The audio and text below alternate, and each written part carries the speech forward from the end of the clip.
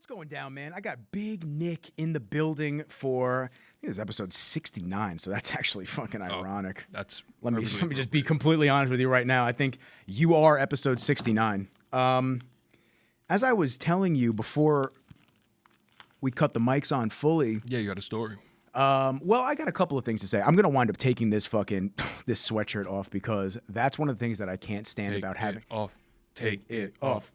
You don't want to see this. It's nothing special. Let's be totally clear with each other. But what I found is working in an office building. I actually said this to my buddy Tyler before. I said what I find very interesting is like they pump the fucking heat in these things right when it switches, right when it turns a specific day. Leaf. Oh my God! Half a leaf. Half a leaf hits, and then all of a sudden they're like, yeah, fuck it, crank the heat. And then you get a couple of 70, 80 degree days, and you're sitting here, you're like, oh my God, it's like a sauna in this office right now. So, yeah, it doesn't feel awesome in here. I'm always hot to begin with. I think it's the iron issue, and I'm going to take this off right now, actually. And I'm wearing gray, so if I'm sweating, none of y'all motherfuckers better judge me. That's all right. We'll be the Gray Brothers. Oh, God. Beautiful. That's so much better. Beautiful. So yeah, it's been a little an adjustment period. Now the last studio I had, we had one of those like split units in the office. So anytime I did a podcast, even though it was in an office building, I literally just cranked the fucking AC. So it would be 64 degrees year round in here, and it felt amazing. I'd have like women come in for the podcast. Mm-hmm. I forget that they're like that much lighter than you, and you're just they're like, can you just make it a little hotter in here? It's like mad cold. I'm like, oh my bad, I've totally forgot.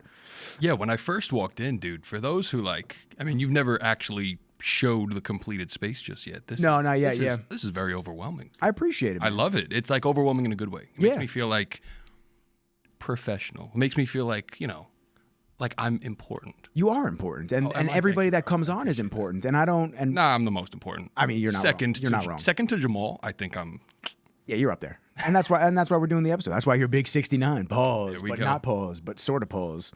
I've always relayed the information, and I've always relayed the notion of everybody that comes on is super important to me for their own reasons. And I like just getting the stories out. I like chopping it up with everybody, all walks of life. I like CEOs, athletes, just my boys just bullshitting. Like Tyler's coming in tomorrow. We're gonna have a fucking blast tomorrow. We have a little thing planned.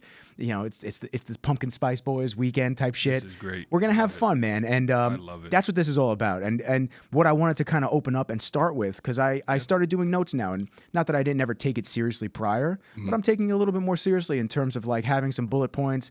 What should I be asking and talking about with my guests? Because once again, everybody comes from different walks of life. So you have notes on me? I don't have notes specifically on you. I have like talking points that are going to lead to our conversations. The scouting report, ladies and gentlemen. Exactly, the scouting report. And so as of this morning, got 1,017 subscribers on YouTube. Woo! And that's awesome. That's amazing to me because and a lot of it, I don't believe, are people that I actually fully know. I think it's a lot of people that are just discovering the podcast. And now that's whether they're seeing the guests that I have come on. And because the guests are coming on, they then search and find some episodes or talking points that they either align with or want more information on. And then they decide to subscribe. And listen, man, the TikTok thing, when I first started the show, I went to 50K quick. And then it peaks and valleys. Right. Then I was doing my thing, and then I stopped posting a lot on TikTok. And then because I stopped posting, I got lost in the algorithm, and I wasn't in it anymore. So I'm stuck in that, like, every time I post a video, they cap you at, like, 200, 300 views. Yeah, that's their new thing. I don't know what the algorithm changed. Shadow banning, right? Exactly. So it's like they keep you at the 200-300 view mark, and it's just kind of like, okay, whatever. So I still post to it, but what's been important to me has been YouTube. So YouTube is really where you grow. Yeah, organic growth too. Yeah, you know what? You just have to post. You have to just get it out the way. You have to post. You have to be consistent with it. And I found some processes that I can mainstream and mainline some of the process of just like putting content out, getting it out there, and then being able to turn these episodes around quick now that I have the office so close to the apartment. It's a beautiful thing. So I say all that to say I appreciate every single person that fucks with me, that fucks with the guests that I have, that asks questions, that engages, that gets excited about episodes. Because when it comes down to it, I'm just a regular ass dude from Long Island. Like, that's really what it is. I'm just a regular ass dude from Long Island that has a fantastic network of humans. And and that's what makes you so easy to have a conversation with, because you're so down to earth. I appreciate like that vulnerability that people wouldn't otherwise have in front of a microphone and cameras everywhere. You created that environment. That's all you, and you need to take pride in that. So I appreciate that. It means a lot. I appreciate you. And look at us, two boys just appreciating each other. And you did bring me flowers today, so I appreciate you even more. He's outing me. I am. He brought me roses. I'm gonna post them on my story. I was flattered. Men do not get flowers enough, and I have to find a face now because I do not get flowers enough. And I had no face. Listen, it's the truth. Men do not receive flowers until their funeral. I think it's like what's the statistic? Like 99% of men or something like that. I don't know. We can look it up though. Something like that. Let's look it up. But yeah, I mean, as you should. Let me see. You shall receive your roses, figuratively and literally. I appreciate that. I really do. And when I say I appreciate that, that's actually something that on that subject, that's actually something that I've caught myself saying far more over the last year. Whenever somebody throws kudos my way, or whenever somebody does something for me, or something like that, my first inclination now is to just say, hey, I appreciate you. Because nobody says that. It's like so weird. There's no appreciation for people that either help you out or show you love or subscribe on an episode or 100%. Just, when you put a questionnaire up, they actually interact with it. Like it doesn't take much, but when somebody does do something like that, you go, wow, like that means a lot. And the gratitude and appreciation, these things really propel not only your own mental psyche, but like civilization as a whole. If everybody was just appreciating the fuck out of each other. Dude, good company's hard to find. It is. It's hard to find. Oh, it's so hard to find. I always say, like, I have a quote where I'm like, your company is your coffin, right? So one of two things is going to happen. Either you're going to find the people that you're willing to die for, or the people that are going to drag you down to the grave are going to find you. So it better be one of those two choices, and you better choose the right one. Yeah. So and that takes a lot of navigating life the proper way, learning from your experiences, and not getting tied up on poor decisions that you've made in the past. Because, I mean, how many times do you see other human beings, and I have a ton of people that I know in unfortunate situations that they've built their own issues, and instead of like harnessing their inner dialogue to just go, I fucked up. I made a mistake on XYZ. Right. I'm never allowing myself to get to that mistake ever again. I have to be better. I have to do better. Instead of doing that, they just continually make the same mistake. Like, I tell friends with girls too, with women and women with guys. I tell them all the time. Stop making the same mistake. Stop dating the same fucking person that bothers you and annoys you. Stop doing that. You're not realizing patterns. That's what it comes down to. People don't realize your partner is going to determine a lot about you, dude. A lot about you. Like, whether they respect you, whether they are going to elevate you, whether or not you want to have kids, how they're going to raise your children. Like, that's such an important part, dude. Facts, dude. And looking up the flowers, by the way. Oh, man. Oh, shit. Somebody said most men will receive their first bunch of flowers at their funeral. And the first comment on Reddit just says, oh, ouch. I didn't know I wanted someone to give me flowers until this. See? Told you. Yep. Told you. The original poster said, PM me your address. I'll send you the flowers. You deserve them. Yo, that's awesome, man. Reddit threads are great, dude. Reddit can be an interesting place. Toxic. It's very polarizing. It's dude. very like... You're either going to find like the craziest people on the face of the earth or the funniest people on the face of the earth. There's no in between. Yeah, dude. Oh, actually, you know what? There's always in between. There's a crossover. There's always in between, but you get some fucking nut jobs on there. It's a site that you could just easily get sucked into, and there just seems to be a subreddit for everything. I mean, any topic, any person, anything. People. They have subreddits on people, and it's just them talking about specific people. It's wild to me. Yeah, it's crazy. All right, let me open these notes up. What do we got? Yeah, so 1,017 subscribers, and I wanted to thank everybody, and I do appreciate everybody. So I got Big Nick in the building. We wanted to wait for this podcast because we got that doctor title now. Yeah, that doctor title is amazing. We do. So let me start with this. I mean, it probably it is weird, right? It feels weird to say, dude. Yeah, because how many years did you do school for that? So I did 4 years of undergrad, and then I'll backtrack a little bit. So when I went to undergrad, I went to Hunter College. Shout out Hunter College, by the way. Shouts. And I was told when I had first applied that they had a physical therapy program. And I was like, all right, cool. I'll do, it'll be an easy transition. When I finished my first 2 years of like their Common Core stuff, come to find out that it was a graduate program. It wasn't actually the undergrad program like I thought it was. Like I think LIU or other schools have like a pipeline program where you do your 2 years and then you're automatically in and you apply and so forth. They didn't have that. So I was like, all right, I can either transfer schools or I can finish it out over something that is going to coincide. So I was like, nutrition looks good. So we did that. So I got my bachelor's degree in nutrition. That was 4 years. And then I still had a few more prerequisites and observation hours that I needed to do. So I had another like year or two as like a gap year. And then I sent in my application and then another 3 years on top of that to grad school. So not including like the 2 years of other prerequisites that I needed to do, it's 7 years in total. Okay.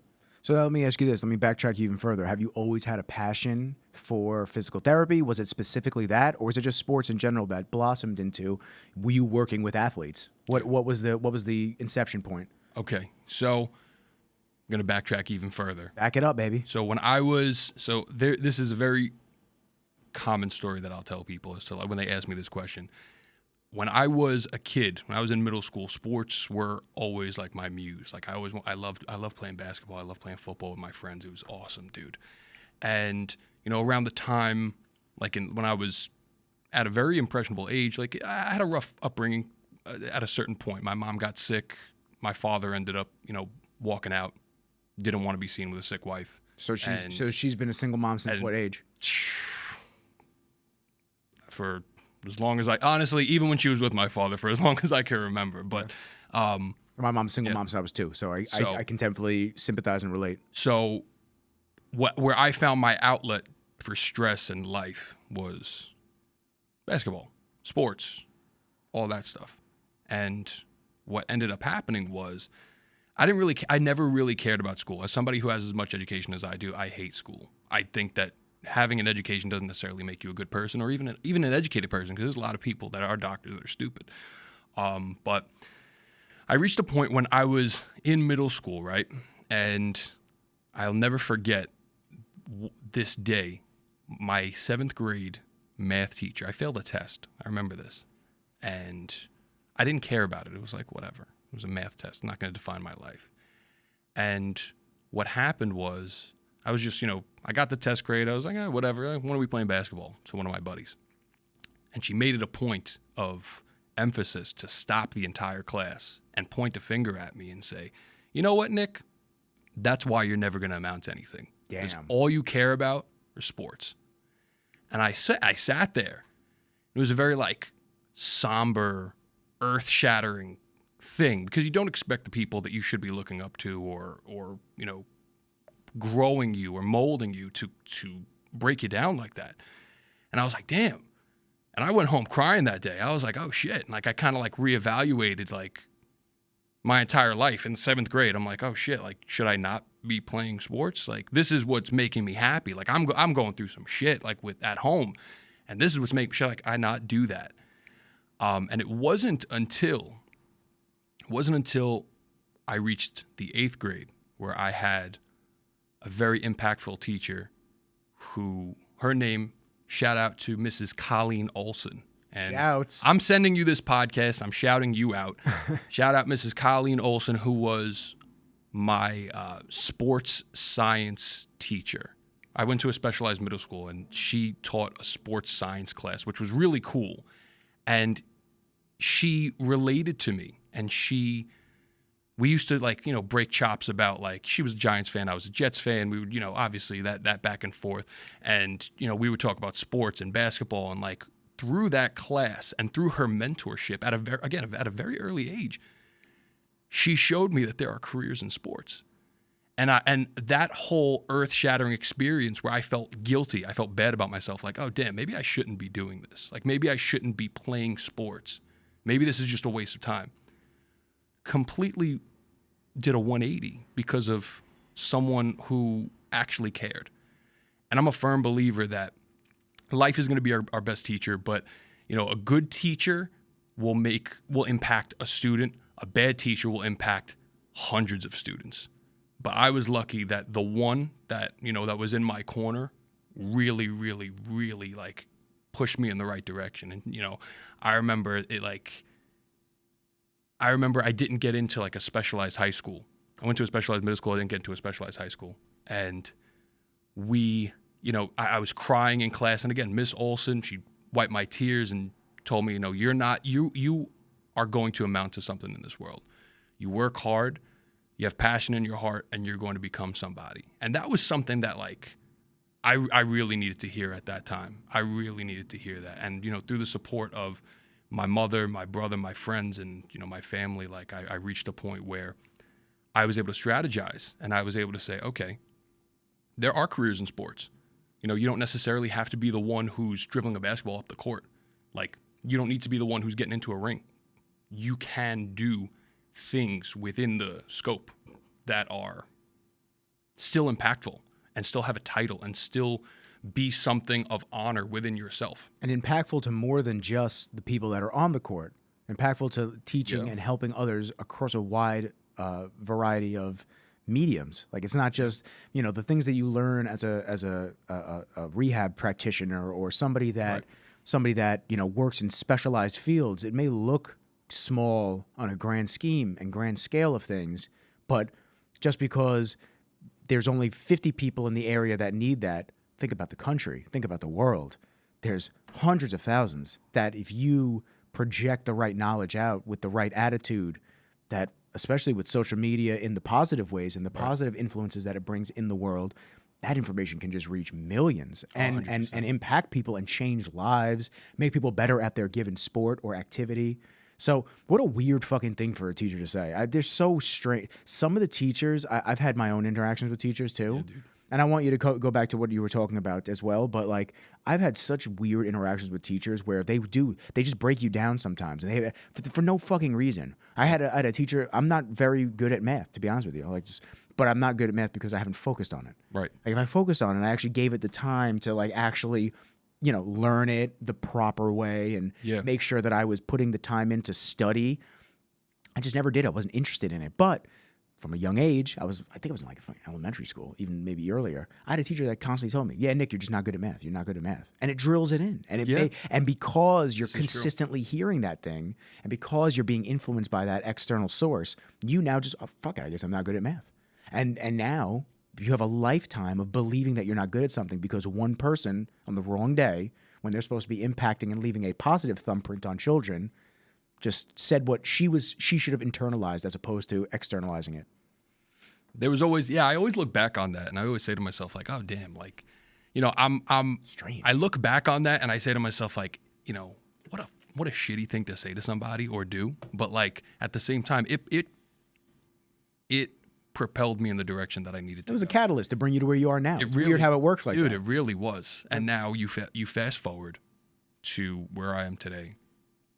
You know, I'm not putting medals on myself, but I'm proud of myself at the same respect. I'm the first doctor of my family. I worked very hard to get to that point. You're fucking proud, bro. You know, I worked very hard to get to that point. Like, and, you know, being a doctor of physical therapy, master trainer, specialist in nutrition and fitness nutrition with a bachelor's in nutrition and a bachelor's in public health, like a bunch of certifications, adaptive fitness certifications, all that stuff. And I'm proud of that. I'm proud of that. And I had that because someone believed in me. I had that because I had one teacher that believed in me. I had my family believe in me. And I can't say enough, like, how grateful I am for, first and foremost, my mother. I'm truly Shouts to mom. Truly grateful to mom for, you know, who she raised as a son, as a single parent, as sons, both myself and my brother, and just Miss Olson and my brother as well. I'm very grateful. I have a great support system, and that's something that I think that really molded me and pushed me in the right direction, man. I'm getting emotional talking about that. I gotta take a sip. I need to take a sip of that rain, man. Get caffeinated and emotional on us. That's what happens, man. I mean, listen, it's in some ways when you when we do these, as a Kenji hair is in my middle tooth. That's awesome. In some ways, when you start talking on a podcast in an open forum, and you listen, there's nobody here theoretically, but if you look, you see yourself. I don't see myself, but you see yourself. Got to buy another monitor.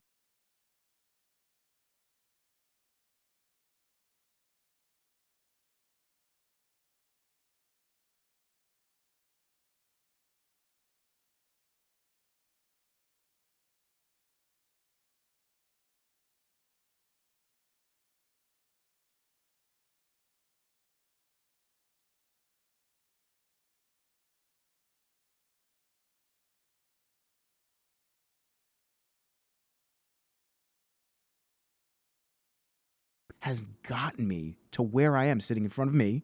Yeah, dude. And me sitting in front of you for my own journey and my own path, to sit here on a Friday afternoon to be able to do a podcast and be transparent and be vulnerable and be real, because that's what it comes down to. You could tell. You could tell when the people are bullshitting on podcasts. You could tell when they're just doing things and saying things for clips. But when you're actually here and we're just talking open forum, shit happens, man. It's like a therapy session. It really is. True. It really is. But that's exactly how I've always wanted it, because this is the type of conversations that are had behind closed doors. 100%. And that helps nobody. That helps nobody. Yeah. It helps maybe you to get it out as the person that's, speaking and reflecting about life and whatnot. But it doesn't help other people. And there's a way that we can touch and reach 1 million people. Touch them in the right place. Heart. Touch them in the right place, heart. So, listen, man, I could definitely understand that. So, you said basketball was a big like outlet for you. Oh yeah. Yeah. I mean, the height. Were you always tall? Like. Yeah, I was a tall dude. Well, actually, ironically enough, when I reached high school though, I was a very undersized center. Okay. So I was the same height that I am now, like 6'3", 6'4", depending on how we're measuring with the shoes or not. Bro, I got measured at the doctor a couple weeks ago. She told me I'm 5'6.5". I said, no, there is no way. You need to take that measuring tape back out. Yeah, no way. She's like, no, it says it on the wall. I'm like, you can put it down as that, but I'm telling you, like, I'm short. I ain't that short. No, I said, no. I'm at least 5'7", 5'8", at least. Well, ironically enough, since my herniated, the reason why I say 6'3", 6'4" is because I was 6'4" at one point. And then I measured myself recently after all the herniated discs, and now I'm like 6'3.5". So I say, we'll measure with the shoes on. Hold on a second. What's the license say? What's that driver's license say? What's that driver's license? What's that driver's license say, son? Let's see. That says 5'10". Yeah. Actually, no, it says 6 foot. It says bullshit. That's what it says. It says 6 foot. Yeah, fuck that. Short Kings. Yo, it says 5'10". Yeah, okay, bro. I think that's when I got my permit, and they asked me. They said, "How tall are you?" And I probably just said, I'm still growing, so 5'10". I'm gonna be 5'10". Woo! That was God going, hold your horses, brother. Dude, I had a patient one time, just not to derail, but I had a patient. He was just like, "Oh, how tall are you?" And I'm like, "I'm about like."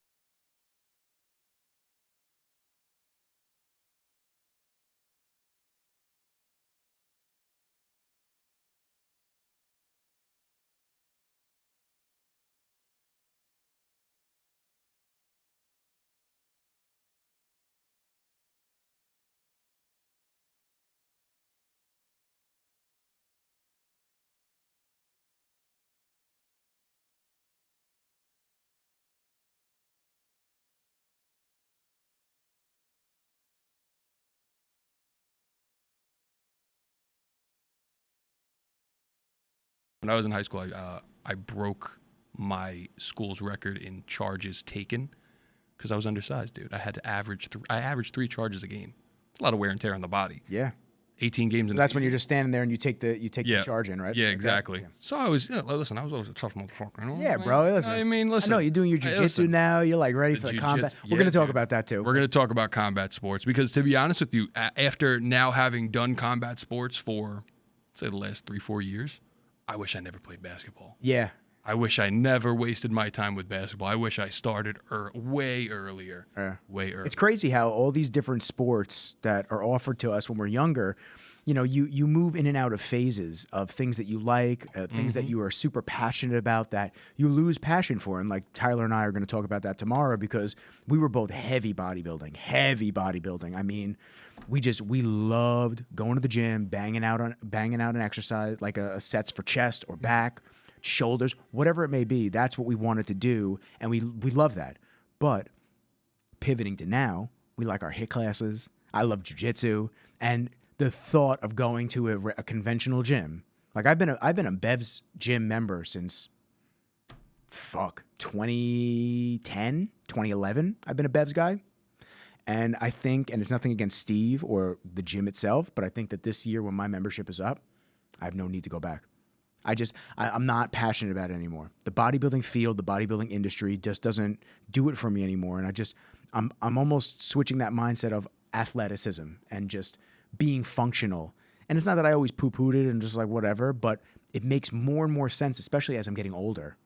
And I'm learning these things, like with the combat sports, with the jiu-jitsu, how to hold myself accountable, how to wrestle another grown-ass human being, but still be accountable to not hurting them not hurting me, and then being able to translate that to, God forbid I ever have to use it outside of a gym where mats are. Like, it builds the confidence up. It's a different world, dude. Well, it builds the confidence up. And then you know, I've explained this to a few people before. That first time when somebody puts their arm around your neck for a rear naked choke. It's humbling. It's very wild. Like you almost have like a baby panic attack. You just go, oh, whoa, what's going on? Even though you know, like this is what I signed up for. Like you know that you're gonna have people attacking your neck at all points and all times. There were a couple times I rolled this morning. There were a couple times I was rolling with this dude Eric, badass motherfucker. He's super dope. I think he's got 4 stripes on his white belt, 4 or 3. He used to grapple with Beethoven. Nice. And shout out Beethoven. Shout out to Beethoven. Shout out Tommy. Beethoven wanted to know why your shorts are so long but so short at the same time. Me? Yeah, you, not me. Me? Yeah, you. Dude. Yeah, that's right. Calling you out. All right. Hey, he's calling you out on the short length. Listen. It could be pretty up there. You're a big guy, man. Listen, I love my short shorts. Like those shorts down, son. Dude, I love my short What shorts. do you say? Yeah, when you get Nick on the pod, make sure you comment about how he wears his shirts so baggy, the sleeves go past his elbows, yet he wears his shorts so small they're 4 inches above his knee. Listen. He just hasn't found the athletic big and tall store yet. Listen, I'm going to say this, okay? I do like my short shorts. I need to like defend myself now. All right. I like my short shorts. You better relax. I like my baggy clothes. You better relax when you're working on people, man. You may have a friend pop out and say, "What's up, man?" Better keep that short length a little longer when you're out here throwing elbows into people. Dude, I wear the compression underneath. It's okay. Oh, perfect. It's okay. Yeah. We're good. Keeps We're the boys compressed and tight. The upper body is on my Billie Eilish, and my lower body is on my Daisy Dukes. It's okay. Listen, that's okay. I got big legs. I like showing them off, man. I'm gonna make a fucking calendar, a holiday calendar of this guy wearing all different types of shorts. It's gonna be awesome. They're not that bad. Are they that bad? No, they're not that bad. You're wearing pants today, so I couldn't even rag on you. I saw when you walked up and went, "Fuck!" I can't even comment about the shorts. Dude, I was going to. Yeah. I was gonna wear shorts. You should have. I really was. Yeah. Why do you think I made Kenji go home? I didn't want him catching whiffs down the. I'm bullshit. So yeah, you almost get that weird, thing. So like, so Eric today, it was the last round of grappling. We were going back and forth. Matt teaches the morning class, so it's awesome when Matt gets to teach. Sarah. So you just sit there and you're just like, oh my God, I just need to absorb everything because he speaks so quickly, and it's just how he is. Right. So he speaks so quickly, but he still articulates and shows you exactly what you need to do or should be doing. He's a different breed. He also makes himself feel like he's 9,000 pounds when he jumps on top of you. It's like crazy. So anyway, he's sitting there and Eric and I are grappling. We're going back. I get him in a little something. It's not tight enough. He gets out. He gets me in a little something. I wait it out a little bit, wait for him to gas out from holding me, and then I slide out. So we're going back, forth. And you hear Matt like, all right, Rizzles, go. You got to get the legs under. You got to get the. So I pull guard again. He goes, yes, let's go. He's like getting all excited on the sidelines, and we're just going for 6 minutes, going back and forth. So then afterwards, he told me, he's like, yo, do you have a wrestling background? Matt asked me. I said, no, I don't. No, I don't have a wrestling background. So he's like, okay, cool. Like he was, for him to like ask that means that I'm learning from Beethoven and these other guys, because I mean, Beethoven will attest that first wrestling class I took, it was rough. It was a rough class for Nick. Didn't really make any sense. I was like, wait, so I want to do what when I shoot in? Like nothing really was sticking with me. Right. So now as I'm progressing, I'm feeling better. It's weird how it works. You go in there knowing nothing. You then continue to know nothing as they teach you things. Mm-hmm. You're just fighting to survive every time. You're just getting your ass kicked left and right, getting choked out. You fucking your windpipe is crushed half the time. And then all of a sudden, it's like, a move that you learned 3 months ago, 2 months ago, it comes up and you oh, the arm's right there. I could fucking grab that move. And you sort of remember it. So you kind of do it. And then you're just like, oh, okay, got it. And then you feel like you don't know shit again. And it's like a cyclical wave of just knowing things maybe. And then, fuck, I don't know anything. But isn't that a beautiful thing? Like having people in your corner that are cheering you on, and like that's what like the martial arts community. Like people think that we go in there and we hate each other. Like we're fighting when you're sparring. Like, do you like not like your sparring partners and stuff like that? Like, no, dude. I love all the guys that I train with and I train amongst, and like everybody is each other's champion. Yep. And that's the beautiful part about it. When you play other sports, even team sports, you know, you talked about having to protect your neck. You have to protect your neck in basketball, soccer, football, because everybody's fighting for minutes. Everybody's fighting for their life to be able to get playing time. Everybody wants to get scouted. Everybody wants college looks, you know? And the irony of all of that is you go to a sport where people should be hitting each other in the most, you know, violent and competitive, but at the same time, like Mike Tyson says, right, it's the loneliest sport in the world because the only person you could blame is yourself. The only person you could keep accountability towards is yourself. And having those people in your corner, like, it's a completely different world. I love it, dude. I have a question for you, though. When was the first time when you, like, walked into Sarah's and you said to yourself, oh, dude, I fucked up. This is intense. Like, this is the real deal. You know what? I felt that way a few times, but it's mostly when I've been injured, when I've gotten an injury. Because I knew what I signed up for. Mm-hmm. I knew I signed up with the potential of being injured. Because let's be very clear, it's a very inclusive sport where anybody can do it. Really, anybody can do it. Anybody can learn it. Men, women, children, everybody.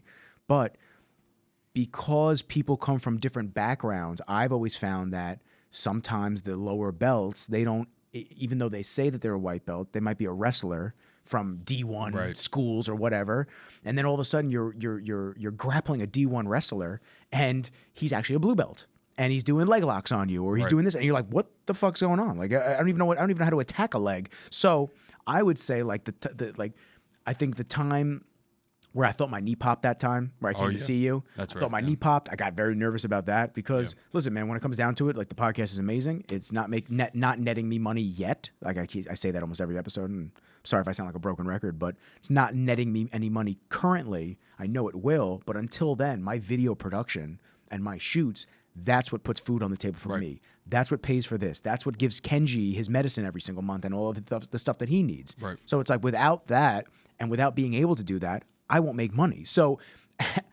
when I think of like popping a knee or tearing an ACL or stuff like that, which is very common in combat sports, that makes me nervous because it's like, well, now I have downtime. Now I have rehab. Now I have XYZ. Now I'm out of the gym as a whole, and I can't train and I can't stay lean and have my outlet of physical activity to recenter and feel good about myself.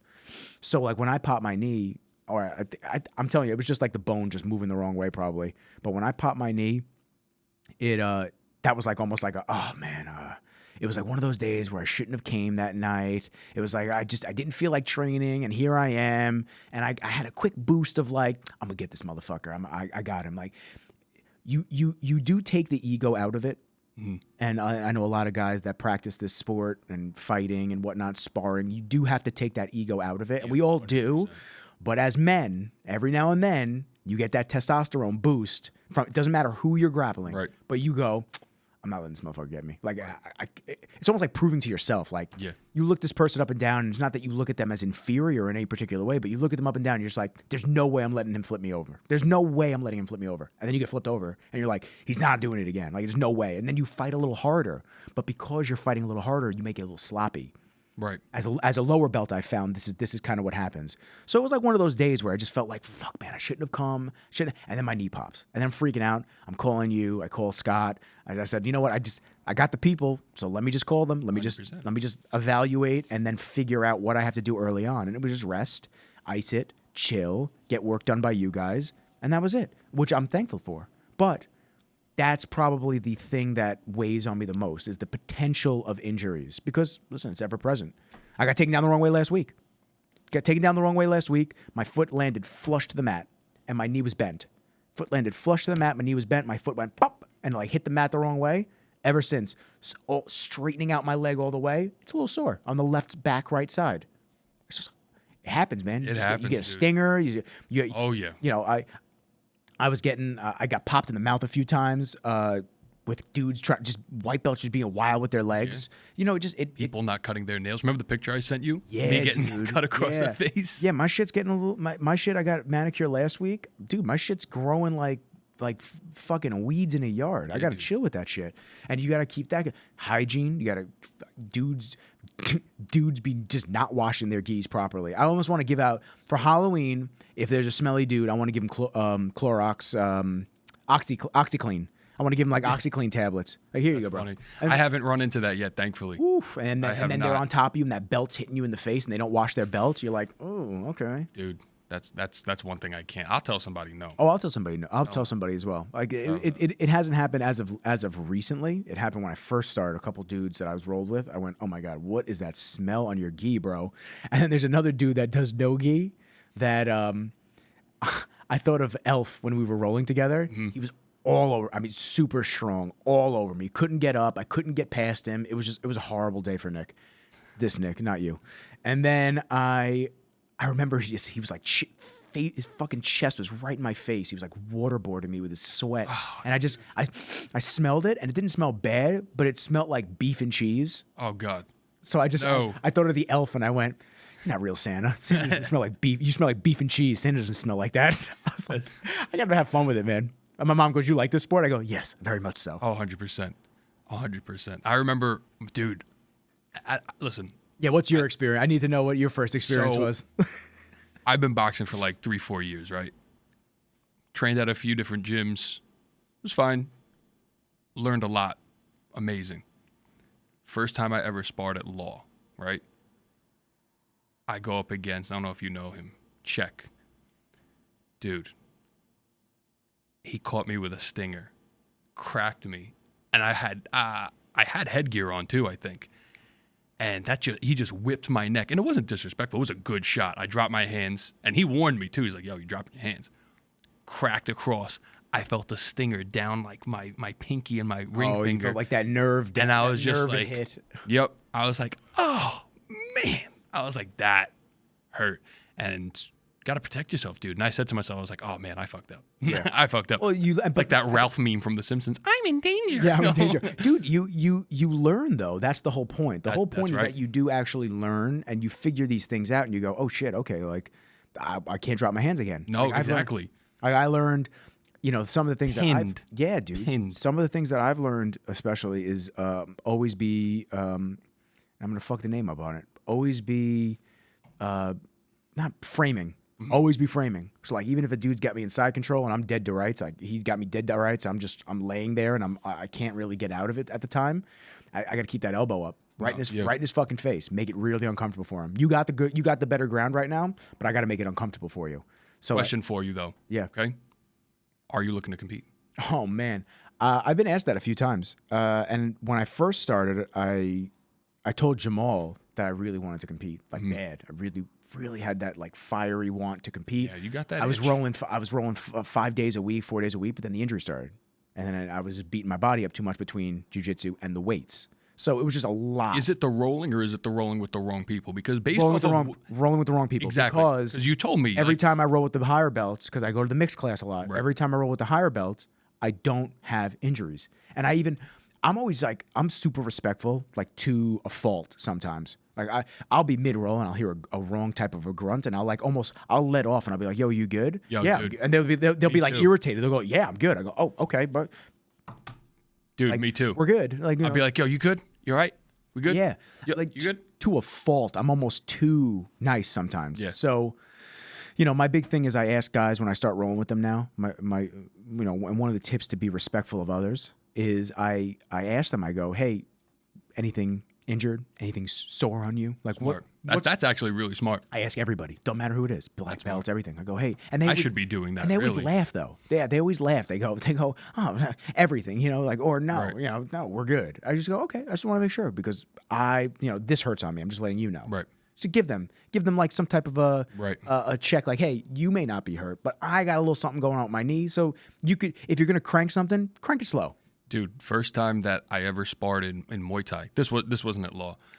I go up against a That dude. guy's scary as fuck. Dude, I go up against a dude who's like roughly my height. He was in a lower weight class, but he's like, I don't have a mouth guard in, so no headshots. And I'm looking at him, and I'm like, Okay.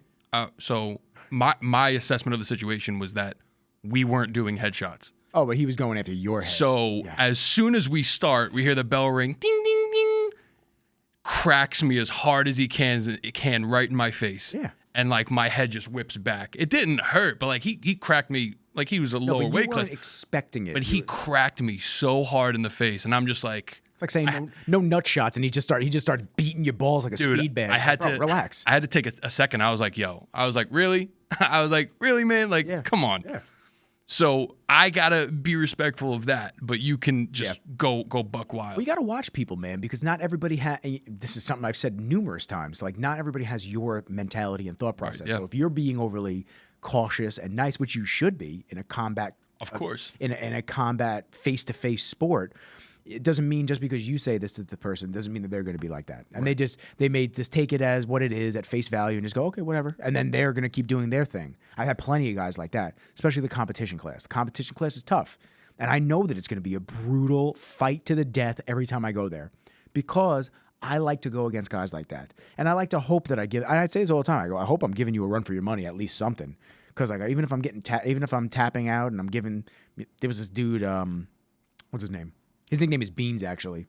I don't know if you know. I mean, if you've came to you for a treatment or anything. No, I don't think so. Super good. I mean, to me, he's very good. Very athletic, very tough, very dominating person, like practitioner of jiu-jitsu. And I believe he was getting ready for some of the ADCC stuff and all these different tournaments. And I mean, it was like 5 minutes of just fucking hell for me. I mean, he was taking me down left and right.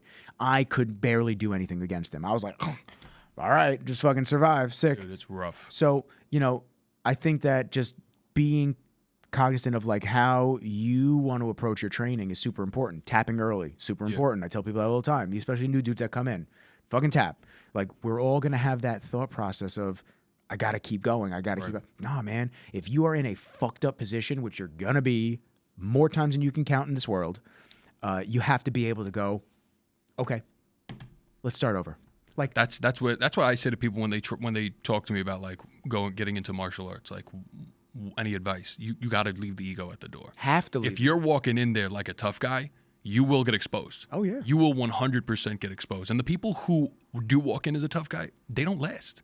They maybe stick around for like 1 or 2 sparring sessions, and they think that they're a tough guy. Oh yeah, you ever hear those things where it's like I'm 14-0 in the streets, but then you walk into a real mixed martial arts gym, you're gonna get fucked up. It's also what Jamal has said numerous times as well. Jamal always says a bully, and it's not to say that just because you have street fights, you're a bully, but a bully is never going to want to fight somebody that can give them a run for their money. 100%. They're always going to go for the victim. They're always going to go for somebody that's weaker than them, not as agile, whatever, and they're going to use them to fluff their ego up and feel good about themselves. 100%. That's a guy that comes into a gym like that takes a fucking intro lesson, that rolls once and is amazed that the dude half his size is fucking flipping him over his head without any sweat breaking out.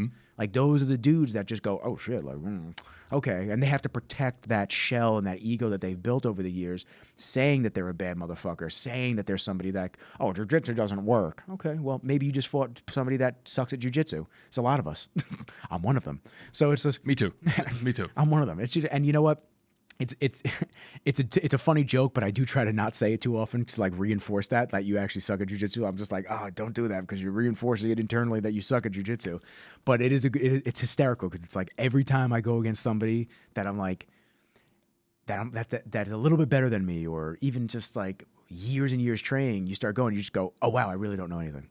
Yeah, I really don't know anything. You know what I do? You know what my jiu-jitsu move is? And I'm outing myself to the people that I roll with, right? Oh, it's over for you. My jiu-jitsu is the Francis Ngannou when he goes up against Cyril Gane, and he just lays on him. So when I get that position and I'm laying down and I got my head locked onto somebody and they're pinned, if you're in my weight class or not, most of the time, at least in my experience, I got him pinned. Well, it's tough. I've gone against so many bigger guys, which is not good jiu-jitsu. It's not good jiu-jitsu. But you're using your weight to your advantage, right? But these are the baby steps. I've only been doing it for like the jiu-jitsu, maybe 2 months. Yeah, 3 months. Yeah, maybe at that most. Or at the end of October. Yeah, so I think you start rolling like August. Yeah, that's right. I remember you put the picture up. I was amped. I was like, great, somebody can get injured with me. Yeah, absolutely, dude. But I think the next step for me, at least now that like when I first started combat sports, I started with boxing. And boxing was like maybe like a year or two. And then I transitioned when I moved to Long Island last year. I started Muay Thai. And I did Muay Thai for about a year. And I loved Muay Thai. And now, since going to law and transitioning, now learning jiu-jitsu and combining everything, I always said to myself, if I ever were to compete, it would be in boxing. Now that decision is a lot harder. Yeah. And I think the next step for me, at least for a personal goal in my own person, that's why I asked you if you wanted to compete, because I think the next step for me, and I'm going to say it here first on the podcast, I want to schedule a fight. Actual fight. I want to schedule a fight. What type of fight? MMA, Muay Thai? What do you want to do? Maybe MMA. Okay. I'm thinking MMA because at this point, like I feel okay, like health wise. I mean, my back, flares up every so often, but like I want to challenge myself and I want to push myself and see what I can do with this. It's just an itch that I want to scratch. Okay. And I give a lot of respect and props to that. I want to do that. That's going to be my next Hail Mary. Some people's challenge is I want to run a mile. You want to fight another human being in a cage. So yes. There's a lot on your back, man. You know what I'm saying? Like different goals, but it's tough, man. I mean, I go to these fights. We went to the fight for Beethoven and Marcus, and you had a couple boys in the fight too that that I wasn't familiar with. Yeah, from law, yeah. And you watch these things, and while you're sitting there as somebody that practices this, right. you have reflections, and you think, oh, could I do a fight? How would I fare in the octagon? Or how would I fare? And it's brutal, man. It's brutal when you watch, and you can make critiques, and you can say X, Y, Z. And of course, it's different. It's different when you're in. You have to respect anybody, even if you get knocked out within 3 seconds.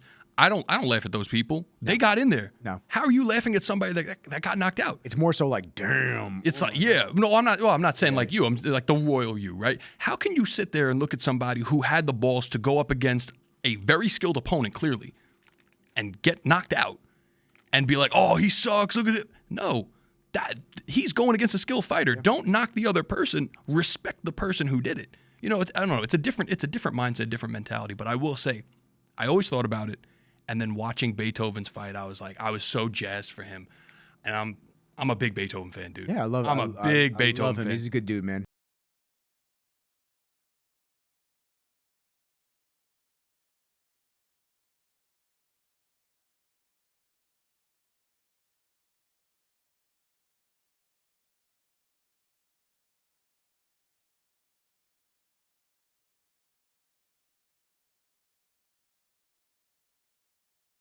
Yeah. He said I haven't applied it yet. Mm-hmm. I've been applying myself in a bunch of different directions. Now that school's over, now that I'm in a position where I want to be, it's kind of, counterintuitive. Like, some people might look at it as regressing, like, oh, now I'm going to fight. But I want to do it, dude. It's a passion of yours, man. I want to do it. You love right now. I mean, what better way than to take it to the next level and see how you do? I mean, what's the harm in it? In theory, what is the harm of it? And I'm surrounded, again, going back to the whole thing, like I'm surrounded by great company, dude. The people I train amongst, the people watching, like Frivola and Naz say, oh, pay-per-view Sundays. You go there and you watch these guys spar against each other. It is truly a pay-per-view Sunday. Oh, they all go on Sundays and spar? Yeah, dude. It's beautiful. Watching these guys, like watching Aljo and watching Frivola and watching Naz, watching all of these guys, Dennis, all of them. The work and the work ethic that they put in, like I look at all those guys as mentors in the sport, because not only are they really great dudes, just human beings that are just kind-hearted individuals and teammates, but like they work hard, man. These guys are some dogs, and they are gritty. Like, for instance, you look at, and you mentioned, like, again, on the theme of good company, I was sparring one day, and Naz, right before he fought Terrence McKinney, I posted this on Instagram. He's sparring, he's doing his own thing. Pulled me aside. After sparring, he's like, hey, I'm noticing that, when you're leading with your jab, you're leaning a little too far forward with it. Try to just keep it a little tight, stand up a little taller. I'm like, this guy is fighting in 2 weeks. 2 weeks he's fighting. And he's taking time out of his sparring and his work to kind of just look over and be like, hey, let me pass on some words of wisdom. Yeah, I gotta let this dude know. Like, that's a good dude, man. That's a good dude. Good company will take you a very long way. And that's why I said before, dude, your company is your coffin. Find people that will actually invest in you and people that you're willing to die for. I know it sounds like such a silly, trivial thing, but like putting myself in that mindset, like if I have a fight coming up, I don't know if I'm doing that. You know what I mean? It kind of like, it's a humbling experience. Like I don't know if I'm doing that. Maybe I'm selfish enough to be like, oh, forget what everybody else is doing. I'm going to pay attention to me. I got a fight coming up. I'm going to be selfish. It's different, dude. The martial arts community is a entirely different breed. Well, it's ironic because I did have on the notes for the episode the tribalism that I've seen is combat sport gyms. Like we all go there 100%. championing around one singular person, but now you look to your left and there's another dude that trains just like we train at our gyms, championing his person that's in the ring. Right. And you look and you're like, wow, like we really do, like it's a tribe, man. We are the law group, the Sarah group. I think we're all I think it's Sarah Law, just Sarah Law. Sarah Law. It is. It is. And so it's just like two hubs, I guess you can consider it. Yeah. And, and then you have Winjitsu down on the South Shore. You have Soka. Soka down on the South Shore as well. And all of these gyms that it feels very Cobra Kai-ish. It really does. Without the evil motherfuckers, because everybody really does just want everyone to do well in theory. Yeah, man. I did have a fucking couple of dudes that were booing Beethoven when he kept going for the grapple. And I looked at the dude that were booing, and I said, yo, can I ask you something? Like, seriously asking you. I know this is your boy that he's probably fighting. I get you're tight, that he keeps losing the ground and he keeps getting out-grappled by Beethoven. I said, so here's the question, though. How about he just stands up, right? Jiu-jitsu's ineffective? Just have him stand up. Did you hear me screaming? We were all screaming. You didn't hear me? Dude, everybody in the crowd from rows back was hearing me. They were booing, and I was like, keep booing. He can't hear you anyway. That's true. That's true. What are you booing at? Yeah. And then, he doesn't have his hearing aids in. Dude, there was a guy, I'll tell a funny story about Beethoven's fight, right? So guy's in the front, like I'm sitting here, and he's maybe like 10 or 20 feet, diagonally. You would say that, he was the hypotenuse of a right triangle, right? Like 20 feet yonder. Hypotenuse, man. I haven't heard that shit in dude. long. Oh my god. Listen, I didn't fail math test. Oh my god, I just got transported back to you suck at math. So we're at Beethoven's fight. Guy's like 20 feet, hypotenuse of a right hand triangle, right where like the camera is right over there. And I hear him screaming and he's going, ref, he's holding him. Ref, he's holding him. I had to turn my head and I look at him. I'm like, dude, this isn't basketball. Yeah, bro. If he doesn't want to get held, have him play golf. And then everybody around me, the guy was looking dead at me, like dead face. The guy's looking right at me. Everybody around me's cracking up, you're laughing. An idiot, bro. Like what? It's part of the sport. It's part of the sport, dude. Yeah. That makes no sense. What made Matt Serra so dangerous on the ground? Why did dudes just want to stand up with him? He was still a good stand-up fighter, but he was a better jiu-jitsu artist. Should I say, ref, he's hitting him? Yeah. He's hitting him, ref. Like, why is he punching him in the face? Why is he doing that? Like some of you guys, when you're inviting your friends and family, you got to give them like a heads up and a warning as to what's going to be happening. What we're going to do is we're going to create the MMA tournament rule book for dummies, and basically what it's going to say is they can hit, they can grapple. Like hand out a business card to everybody. It's just going to be bullet points. Right. They can do this, they can do that. They shouldn't do this, but they do this. Like it makes no sense to me. No, you're going to get people that are going to comment on everything. Well, that's actually another. I have to credit Jamal. There's another Jamal thing when like you're at home, and we're all guilty of it sometimes. Oh God, yeah. You're at home, and you're watching football. You know exactly what I'm going to say. Yes. And you're like, come on, bro. You couldn't have juked that. You couldn't have outdone that. You couldn't have done this. Why would you not look for that gap? And it's like, bro. You know what? I'm the opposite though. We're not there. I'm the opposite. Those who watch sports with me, or particularly mixed martial arts with me, I'm the asshole. It's like, oh, that's good right there because you see what he's doing is he's getting that side control and what he's going to aim for. And I'm like I'm watching it as a student. So when I'm watching it as a student, like I'm jazzed and I'm like, oh, so a bunch of like other friends will be like, oh, they're on the floor. This fight sucks. I'm boring, like, and I'm just like, no. See, this is where it's great because what he's doing is he's countering this and he's doing that. And I'm like, Nick, shut the fuck up. Yeah. Like my mother.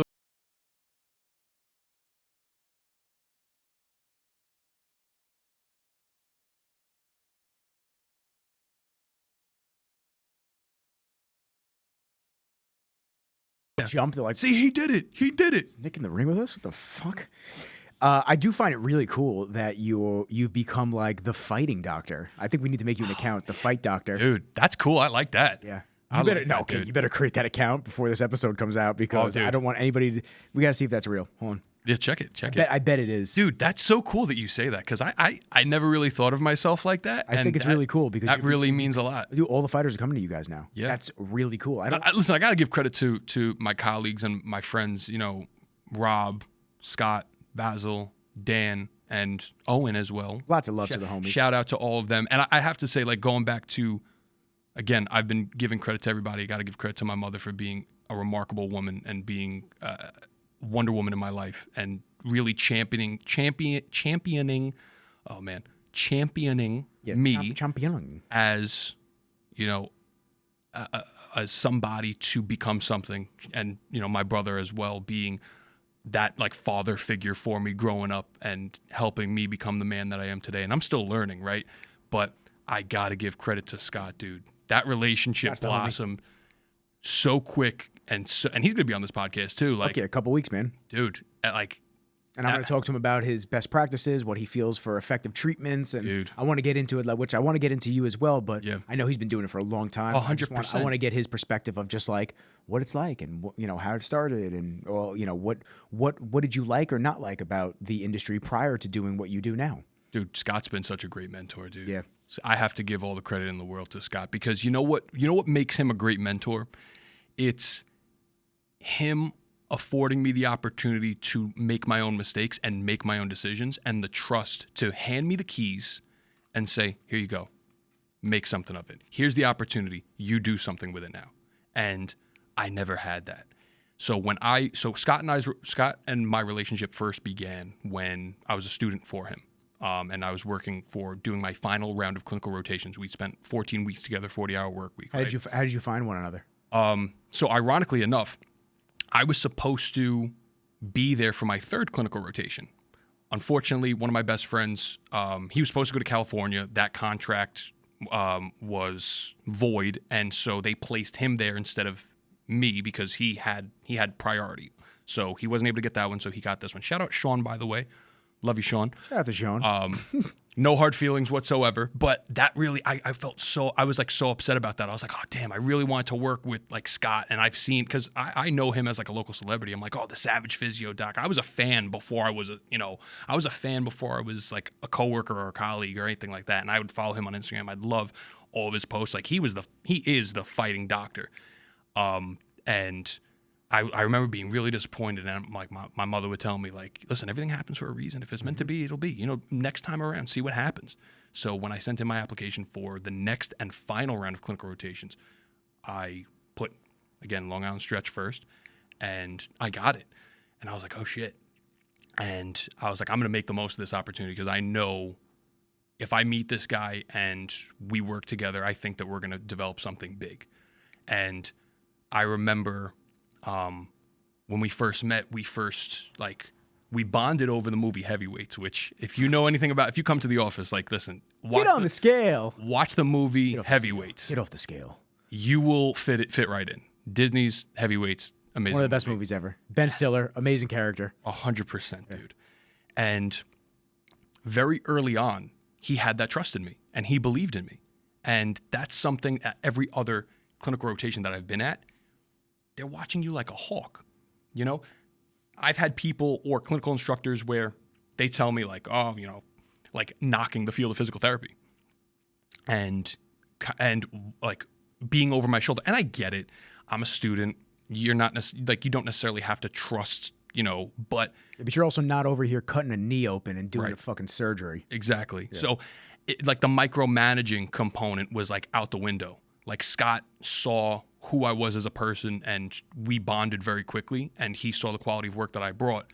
And from that point, he trusted me and gave me that opportunity to be able to, again, make my own mistakes, make clinical decisions, collaborate with me. And that was a very raw and real experience for me. And in having that, I made the most of it. And that's why a lot of the guys, like, whether it be from law or Sarah's or whatever, like they see that.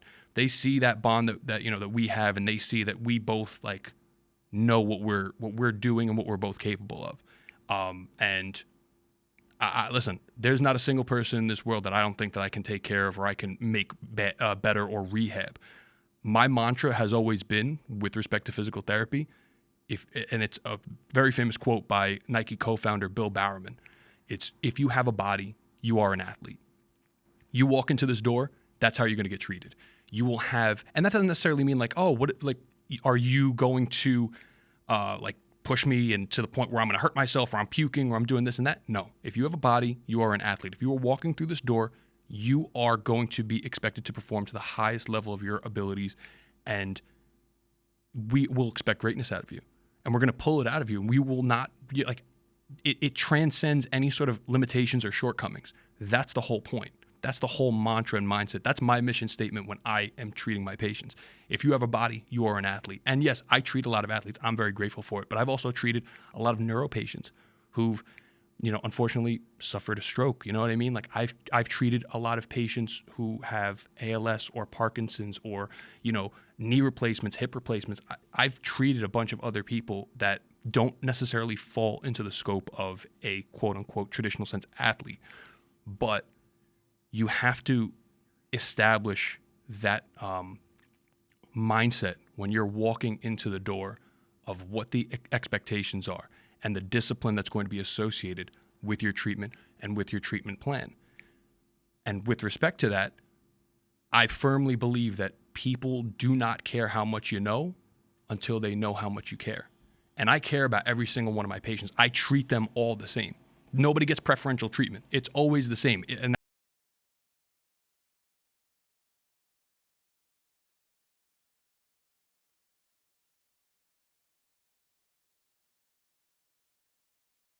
SG is the same way I'm treating, Miss Sally Jane down the street who just had a knee replacement. Same expectations, same discipline, same level of treatment, and that's what makes us different from every other clinic. And that's why I think that has helped us with our success. And I've only been there a short time, but like, well, how did it pale in comparison to the other rotationals that you did? A lot of the times you're going to go to other clinics and they treat you as a cookie cutter. Yep. A lot of other clinics are slaves to insurance. A lot of other clinics are going to look at you as just a job and just a number. I don't look at people like that. I never have. And I refuse to. I look at people, this is someone's mother. This is someone's son. This is someone's husband. This is a person. There's a human component to this field. And if you're getting into the field of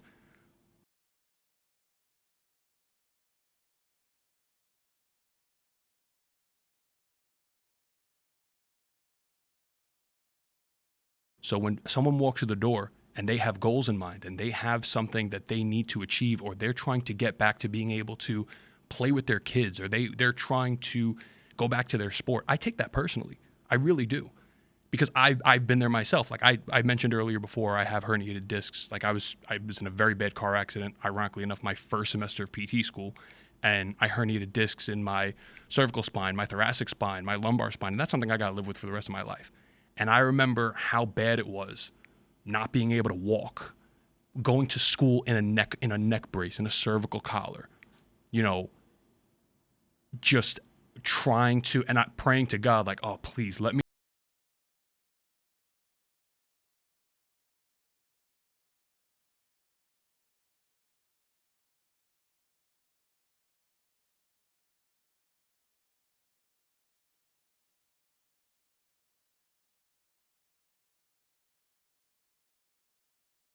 And listen, you've had your fair share of injuries, but over the years, man, I have herniated disc too. I have L5S1. Very uncomfortable. I've had that since I was 19. Yeah, it's 32 now. I've had it for a very long time.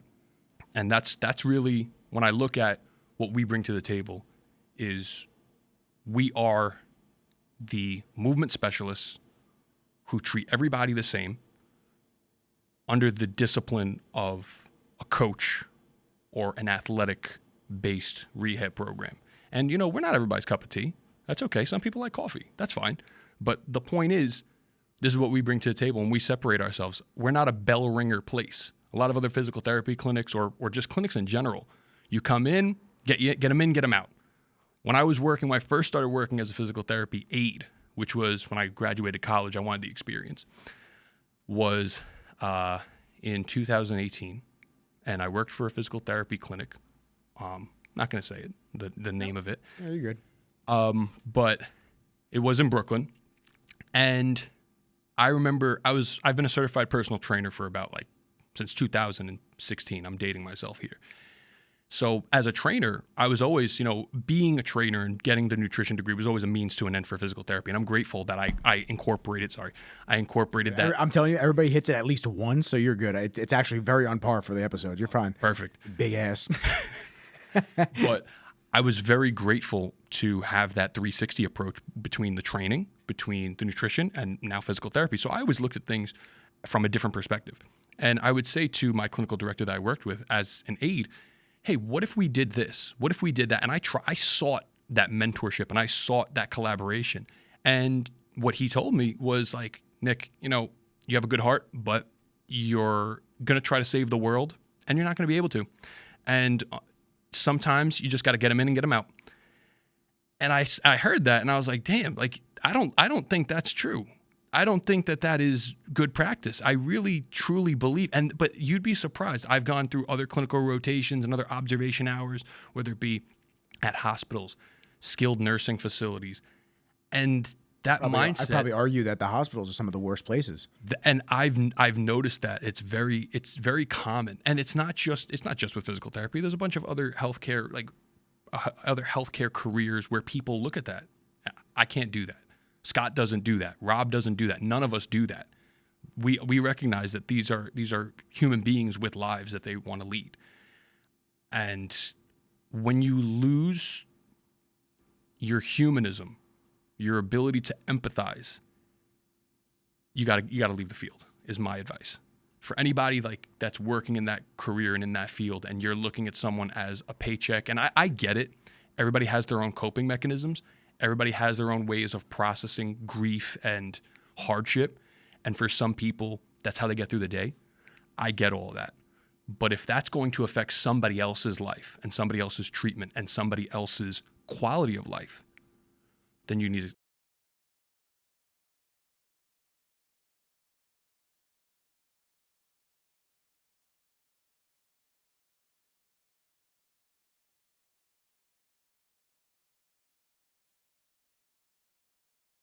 Dude, Rain. Shout out to Rain, dude. Total Body Fuel. Rainbow sherbet. Rainbow sherbet is hot. Dude, this is delicious. The rainbow sherbet is next level, bro. Oh, look, Kenji poop bag.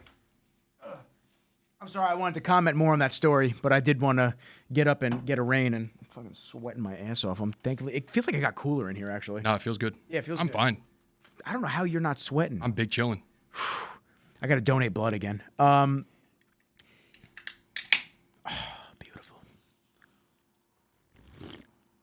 I think that was ranked the best sound in the world. I'm pretty sure I'll turn some settings off. That thing will be. You feel like the can's in your fucking brain. People will be looking around their car, listening to this. They're like, "It's the can. Love it. It's a can in my ear." Delicious. I'll tell you what, man. I find that, What's your experience with the clinic, though? I want to hear your thoughts. Like when you come in, do we achieve our purpose and our goal? And don't just be honest because I'm sitting in front of you. I mean, don't just say what I want to hear because you're sitting in front of me. No, I believe that I've sent a lot of people to you guys, and I don't. You have, yes. I think that one of the biggest things that I'm proud of myself for is that people trust what I say with opinions and recommendations. A lot of people trust these things. Whereas, if you see your favorite influencer on Instagram and you see them pitching another protein powder, right, you're just going to look at it. You're going to go, okay, yeah, cool, whatever. But I find that when I put up a book, when I put up a place that I'm at, or I put something up, I get a lot of people that go, "Oh, what is this? Where is this?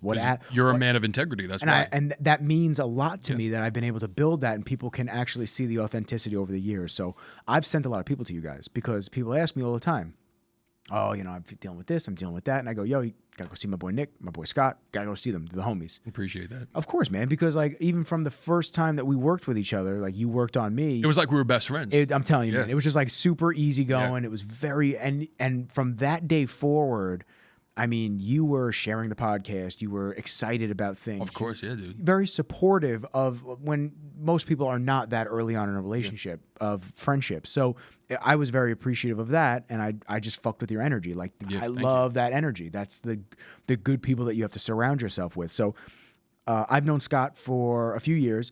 Between him, Derlin out in Comac, who's a chiro, and I think that's it, to be honest with you. I don't have any other people that I go to get work done. So you guys are like my main people. And I've always appreciated it. I find that for the money, I get my time and my money's worth. Like being there with you guys for like an hour and a half of getting everything worked out, feeling good.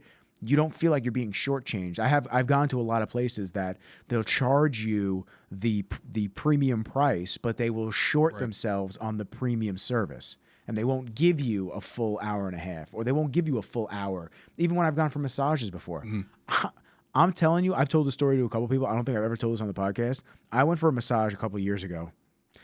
And before I transition to this story, to answer your question, I love y'all. And I love you too, brother. I do appreciate the work that you guys do. Scott shouts the podcast out, which obviously has nothing to do with the physical therapy side of it. You shout the podcast out. We champion one another because that's what good people that fuck with each other and their energy, that's what we do. And also quality of work. Let's put it this way. If you were recording this podcast like with an iPhone mic in, you know. Well, these are all fake. Yeah. These are all fake cameras. But listen, let's put it this way. Yeah. If you were recording this podcast with like an iPhone mic and just a Motorola flip phone, I'd still share it. Don't get me wrong, because we're boys. But there's a different sauce to it. There's a different recipe to it when you really believe in it. You know what I mean? Yeah. Like, I could shout you out and be like, oh, yeah, whatever. But it wouldn't feel authentic because it probably wouldn't be authentic. Yeah. It would just be, it's my homie. I got to shout him out. I have to. It's the quality of work that you bring. I appreciate that. And when we met, I was a student, and a lot of people don't realize, like, when you're doing your clinical hours, like, obviously it's unpaid. And a conversation that I had, like, with Ray Longo in the gym, we were talking, and he was saying, like, you know, you want to get into the fighting world, you got to realize, like, there's no money early on. There's no money. You know, you got to really love what you're doing. And I have to say, now working there and actually making money, like, I'm happy. But I was happy working for free. Mm-hmm. I was happy being there as a student, working the same hours, a 40-hour week. But I love it. I really love it. I love being it. And I don't have a God complex where I'm like, oh, look at what I'm doing, bow before him. I don't look at it like that. I look at it like, this is really beautiful to witness someone's growth of being in pain, having injured themselves, and getting them to the point where they could walk, they could run, they could do this, they could do that. Or even just like the maintenance work and the prep work of getting someone ready. Like, we had Beethoven coming in before his fight. We have Frivola and Naz coming in, you know, getting ready for MSG. Like, the prep work, I love it. I really, really love it. I love everything about it. And if I had to do it for free, I would. Scott, that doesn't mean you can't pay me, bro. That doesn't mean you can't pay me. I know you're looking to not do it, but no, but I, like, if I had to do it for free, I would. Yeah. I really would. And it's a beautiful thing. That doesn't mean shortchange me and, like, be like, you know, DM me on Instagram and be like, oh, hey, you want to do this? Because I heard you can do some therapy for free. Dude, that happens a lot, though. I'm sure that happens with you too, but, like, not so much anymore. I'm pretty vocal about things. Yeah, people have stopped fucking with me with that type of stuff, and I think I've gotten to the point in my career where people understand that, you know, if the dollar signs aren't adding up, right, I can't take the time to talk. 100%. Yeah, the new issue, and I can't even call it an issue. I'm flattered, but the new thing is people trying to use me to get access and information to podcasting. That's the new thing. It's been like that for a while, but with the success of the show, as it continually and steadily grows, as this continues to trend upwards at a steady rate, I don't want quick fame. Right. Because quick fame comes and goes. I don't want that. I want to build a meaningful show. I want this to be the brickwork that, like, I look back on in 10 years and I go, holy shit, like, I feel like I haven't done a lot, but I've done a lot. And this is crazy. Like, the amount of people that I've had come in and this and that. So I find that my thing is, it's not that people just want free, they want free game. They want me to just tell them, That's the camera I use with that lens. That's this camera I use with Right. this lens. That's this camera I use that lens. This is my microphone. This is the arm. This is this. This is that. And they want me to just tell them all that, like catalog all this for them, and then tell them how to use it all. Right. What are the EQ settings? How should I do this? How far should I be off the wall? What else should I put in here? What type of arms for the boom mics do you use? And I have to tell people, like, there was a kid who called me last week, super dope. I mean, it's very nice. He called me after the episode with LaRusso went up. Not LaRusso, with Vargas. Alex called me before. Fucking Alex. Last name's on my mind now.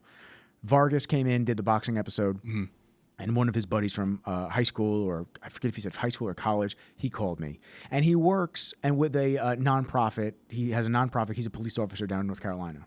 And he hit me up, and he's asking me and talking to me about, he's just like, hey, I have questions about, called me. He's like, I have questions about your workflow and this and that. I said, I got to be so honest with you, bro.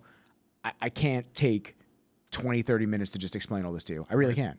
Like, if somebody wants to hire me for a consulting fee and stuff like that, I could do stuff like that. But I had to figure all this out on myself. There was really nobody.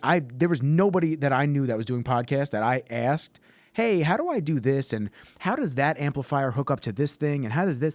I had to figure it out. I had to use YouTube University. Right. I had to figure things out myself. So it's like, that's kind of the transition point that I've had with the podcast. Like, people ask me, and I gave him information, and I said, this is everything to get you started. Right. And then if you have more questions, we can work things out.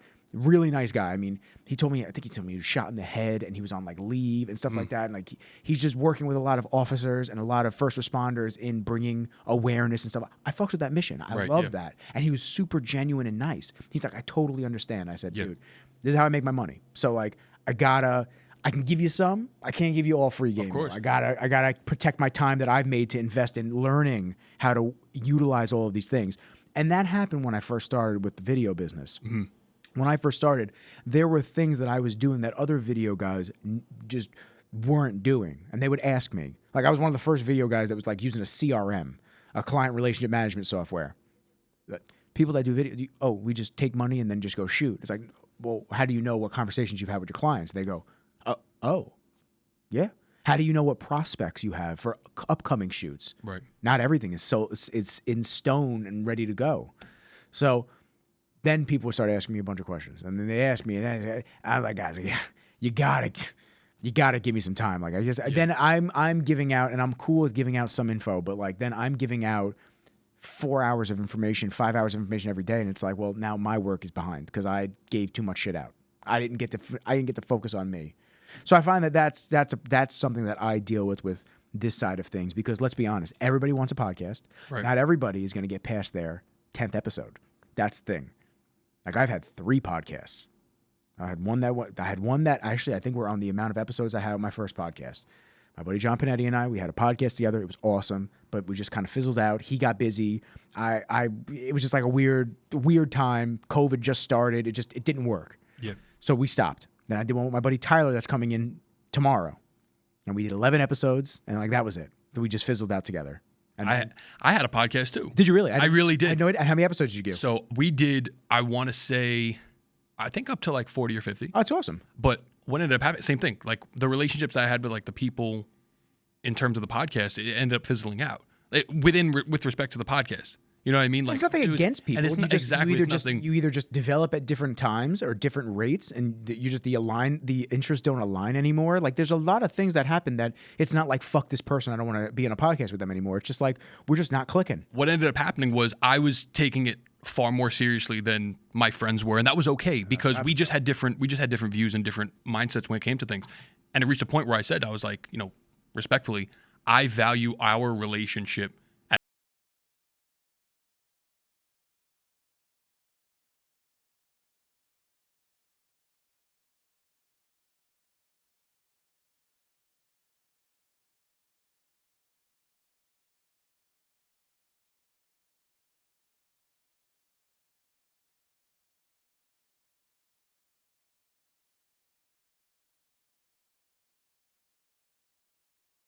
So I started to decide, like, what am I going to do? Am I going to do another podcast with somebody?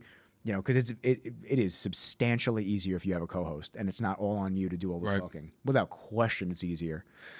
So I started deciding things, and then I had like 4 or 5 people hit me up because they wanted to do a podcast with me. Jamal was one of them. And I just said, I'm not doing it. I'm not doing another co-hosted, joined up podcast. What I will do is my own show.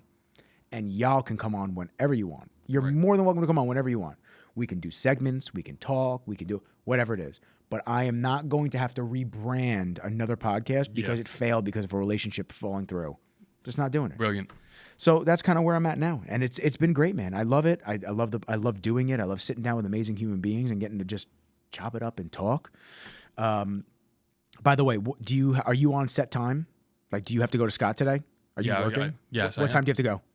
Don't worry about it. It's all right. Okay, I'm just making sure. It's all right. I want to be. We'll wrap it up in a little bit. That's okay. Yeah, I want to be thoughtful.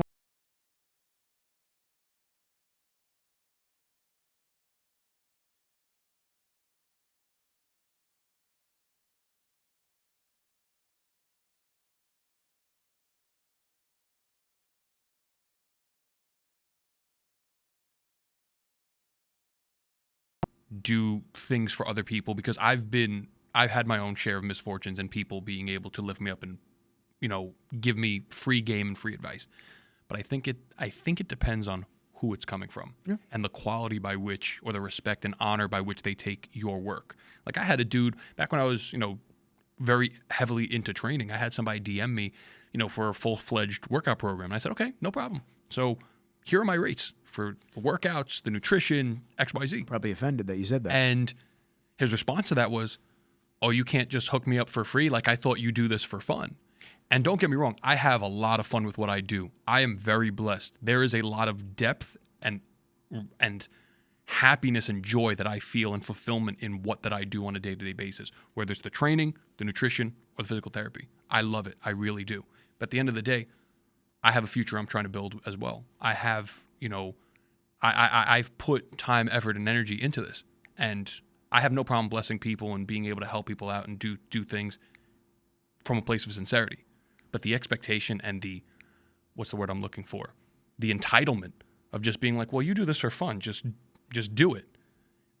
I'm not doing that. My friends and I, we always say the audace, like the audacity. The audace. I'm telling you, the balls on some people when they say some shit like that. I've never sat there and had a thought of going like, oh, this person specializes in this for their profession or their work.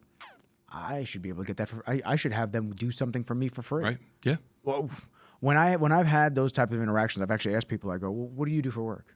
Mm-hmm. Oh, I'm a lawyer. I'm this. I'm that. Oh, interesting. So like when a client comes in, you're telling me that you start giving them real legal advice, like right out the gate. You don't put them on retainer. Same thing, dude. You don't put them on retainer. You don't get a fee, I say the consulting same thing. fee right out the gate. You just give them free game. You're not walking up to, and I find that it happens more so with healthcare and fitness. Oh, more than anywhere else. Because if you look at it, it's like you're not walking up to your accountant and being like, "Hey, listen, bro, don't you do this for fun?" Like, yeah. You love busy season, right? You love when you don't leave your office for fucking months on end. And you reappear as Shrek out of a hole. Out of the swamp. Like, do you walk up to like your plumber and say like, hey, and I've had people challenge.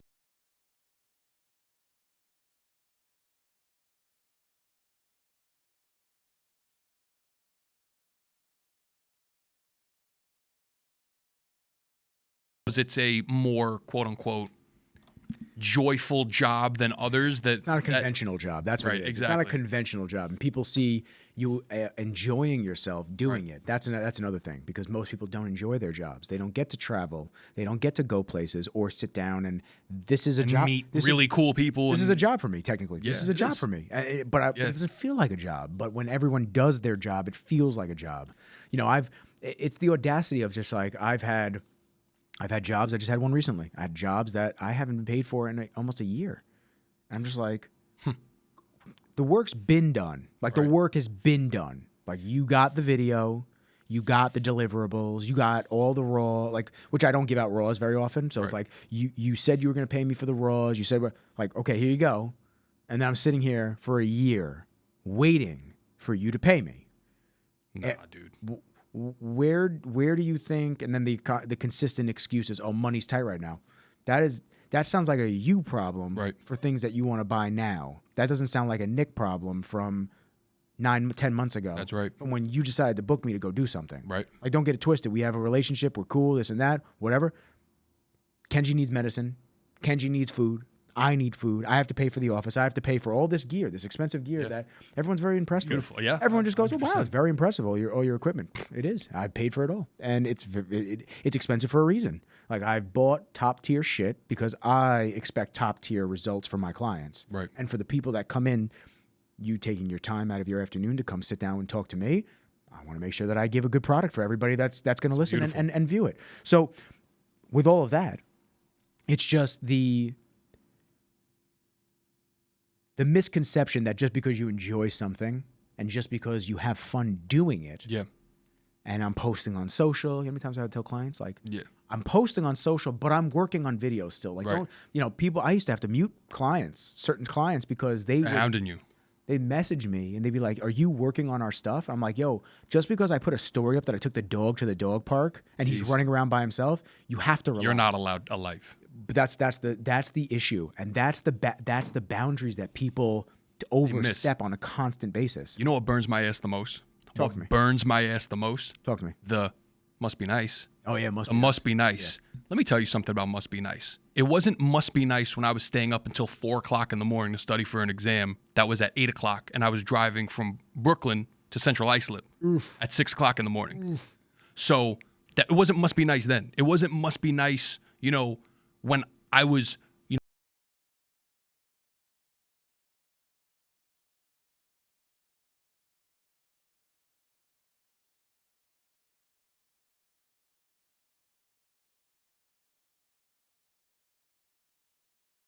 You know what I'm saying? It wasn't must be nice then. That's gone, right? You paid it off already? It's all gone? No, yeah, of course.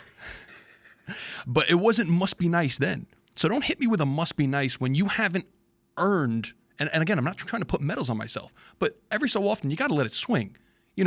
There's hard work and prep that has gone into this. I didn't just walk into Scott's clinic and be like, oh, hey, help me out and just do me favors. You didn't walk in with the baby mic and just go, I'm here. Here you go. Right, exactly. You know what I'm saying? Like, I earned to be where I'm at. Yes, you have. I earned the position that I'm in where people look at me and they're like, hey, listen, I respect what you do and I want what you bring to the table. And I trust you with my health, whether it be to rehab, whether it be for prehab, or whether it be maintenance in between. There's effort, and there has been a lot of hard work and sacrifice and sleepless nights and literal blood, sweat, and tears that have gone into this. If I didn't care about this, I wouldn't be here. Trust me. Going to PT school, going to undergrad, doing all that, working for free. I was working, my clinical rotations, 40-hour weeks. Sometimes our minimum was 35 hours a week. Our maximum was 45 hours a week. You know how many times I've maxed that 45? That they allowed, they were like, oh yeah, we'll just do the 45. More than you hitting that minimum. More than you hitting that minimum. 45 hours a week. Plus, on top of that, got to make ends meet. I got a car to pay for. Yep. I have insurance. I have a cell phone. These are all things that need to be, food. You know what I'm saying? All that stuff. Working an additional 25 hours a week on top of that. People don't get it. This shit didn't come easy. So I'm very blessed to be in this position, sitting across from you, expensive watch on the wrist, working with professional fighters, in this environment. I am blessed. But I'm blessed because everything I prayed for, I worked for. And I stand by that. You know what I mean? So you've given yourself the opportunity to afford these luxuries of a podcast on a Friday afternoon, a nice watch on the wrist, the ability to pay for MMA gyms, which aren't cheap, and to be able to go in and work with the athletes, the people at Scott's business and yours. You know what I'm saying? Like, I'm blessed, man. I really mean it. And you're early in this career. That's the cool thing. You're early. You're young. It's early. That's the crazy part. You got a lifetime coming up. That's the crazy part. Of relationship building and opportunities and different, segues that you can take your specific brand. Because Scott has his brand. Yeah. Scott has his brand, and then he has the business. You are part of that business now, and you're just developing your brand. Which is crazy. It's very exciting, man. It's very exciting with what you're going to get into and see and do, and who knows what a potential tournament or fight that could bring you more business, more eyes on yourself and on your brand. That's what it comes down to. I used to use Rizzles Productions for all of my work, right? And then I had Nikki Rizzles for all of my everyday life stuff, and then I started Rizzology for the podcast. But about 3 years ago, I stopped using Rizzles Productions because I'm the brand. Yeah. I'm fucking Rizzles. Like, it's just Fuck yeah, man. yeah. Like, Fuck yeah, dude, this is what it I am what it is. Like, there's no like, okay, Rizzles Productions, great. Okay, that's very formal and cool and looks good to have, but it's like, it's bullshit when it comes down to it. Yeah, man. People are gonna work with me because they want to work with me. That doesn't necessarily mean that they're working with me because they think I'm the best. So they're not working with me because they enjoy the product that I produce and the energy that I bring on these shoots. It's me. It's me, and eventually when I get my team, it's me and my team. That's what it is. And you know, this is what you get every single time. So to separate the two brands didn't make sense to me. Yeah. Like my license plate's Rizzles. That's how it started. It was a fucking joke. It was like a joke. My boy called me Nicky Rizzles. It was like a joke in high school. It couldn't get my attention. And then I said, I'm going to be a dick and I'm going to make my license plate Rizzles because I found out you could do vanity plates. That's and then it awesome. came in the mail. We were cracking up. But then everyone's like, yo, Rizzles, Nicky Rizzles, yo. And I was like, oh, okay. There like, we go. This is it. And then when I started shooting videos, it was like, okay, Rizzles Productions, cool. Like, I don't know, Rizzle Vision, I don't know, something. It's crazy how this comes to be, right? It's just crazy. And then Rizzology, like the ology is the study of, and it's just like my world, my life, my people. Like this is what it is. I love it. So that's how we've gotten to this point. It's cool to see how things develop. And one of the things I learned from Josh York, who's the CEO of Gym Guys, who he's gone to you guys for treatment before. Yeah. Josh York is big on ABB, always be branding. He's always wearing a Gym Guys shirt. He's always promoting Gym Guys. That's what I'm saying. He's always, and I got to get some Rizzle shirts made. We do. I have to get some Rizzle. I need all of them. Just Rizzles across the left breast. But like this is what it is. Like you have to champion yourself because unfortunately most people are not going to until you hit a certain point. Like until you're like that Kim K where everyone just likes shit just to fucking like it, shares it just to share it. You know what I'm saying? Like she doesn't need any more publicity, but she gets it. So because people see her at the top already, where if she was at that low point again, like in this day and age, she'd be drowned out by the clutter. So you almost have to get to that certain point, and to get to that certain point, you got to champion yourself because you're the brand. You have to. And without you being like, I used to laugh at people, and this is fucked up. I used to laugh at people that would like their own post. I'd be like, bro.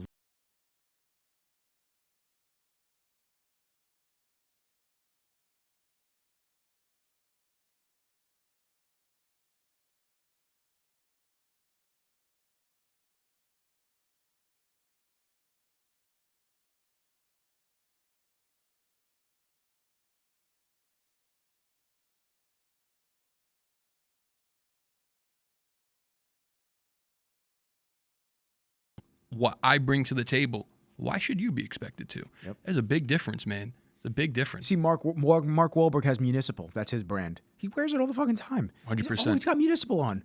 Good for you, dude. Wear that shit. Wear it with pride. Absolutely. Talk about it. Own it. Love it. I mean, that's what we have to do. Obviously, Mark Wahlberg's Mark Wahlberg. He's going to fucking sell regardless, and he's going to be able to put his stamp on it, and his fans are automatically going to buy it. But we should be taking those types of notes from the people that are at the top of the food chain and utilizing them to get us to somewhere near that level. And that's what it takes. Those baby steps of being your own fan from the get-go, because that also helps you believe in yourself. There have been plenty of times where I listen to a podcast and I'll be like, did I sound like a fucking idiot on this one? Like, did I? And I go, nah, man, like you're putting some good, just third-party criticism. You're giving yourself some good takes. You're talking with the guest. You're allowing them to speak. Like I have actually taken pride in developing as a podcast host over the last.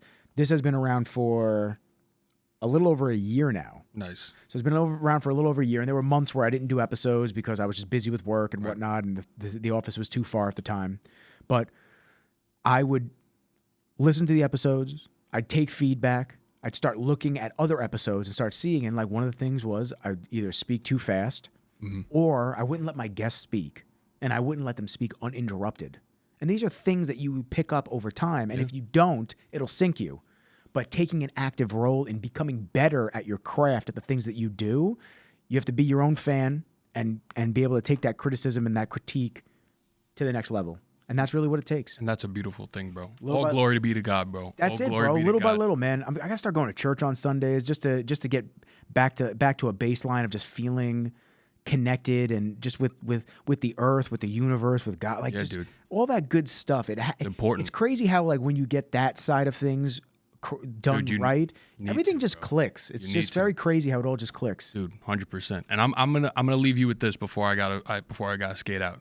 I got something else for you before. Oh, really? Yes. You want to leave Okay. me with this afterwards, or you? I'll leave you with this afterwards. So go for it. Let's hear it. So I got two things. One thing I did want to talk about, which we didn't get to, is John Jones' pec tear. I thought that was crazy. Oh, dude. What's a rehab look like for something like that? They say 8 months, but a torn, it depends. So here's the thing. A lot of times when you hear torn whatever, right, it sometimes is catastrophizing because a strain and a tear are synonymous with one another. Mm-hmm. The grading system that there is for tears in muscles and ligaments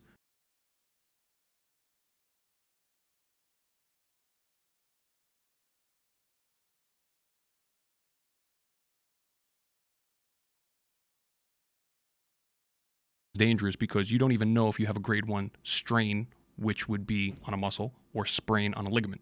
Those are the most dangerous, where you get a little hyperextension and it's like, oh, I'm fine, and you think you're okay.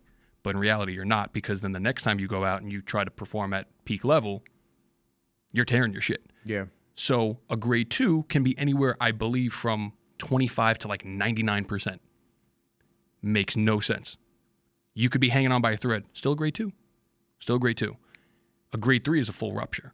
So when someone says they tore something, what do you mean? So a lot of times in the medical community, they'll just be like, oh, he had a grade 2 strain. He tore his pec. If he tore it off the bone, that's not an 8-month recovery. Yeah. If it's just a strain, or if it's like a partial thickness type of strain, maybe the rehab is 8 months, but even still, I mean, it depends. You're talking a lot of grappling. That's at least a year-long rehab to be like at full peak performance. I mean, he's an athlete, but he's not going to have the best recovery on his side. He's going to have the best recovery on his side, but the rehab on that, best practice suggests at least a year worth of recovery, dude. I would say for the sport that he's doing. For the sport that he's doing. Very contact. 100%. Tyson Ngannou fights this weekend. Who do you got? My money's on Fury. My money is on Fury, but I do have to say I want to see Ngannou win. Yeah. As a Mike Tyson fanboy, I have to say I love Mike Tyson. I want to see him just catch him with something. What people don't realize is that on any given Sunday, anybody could get it. Anybody can get it. It doesn't. I've seen street fights with guys that are my size get knocked out by 125-pound peanuts. You know what I mean?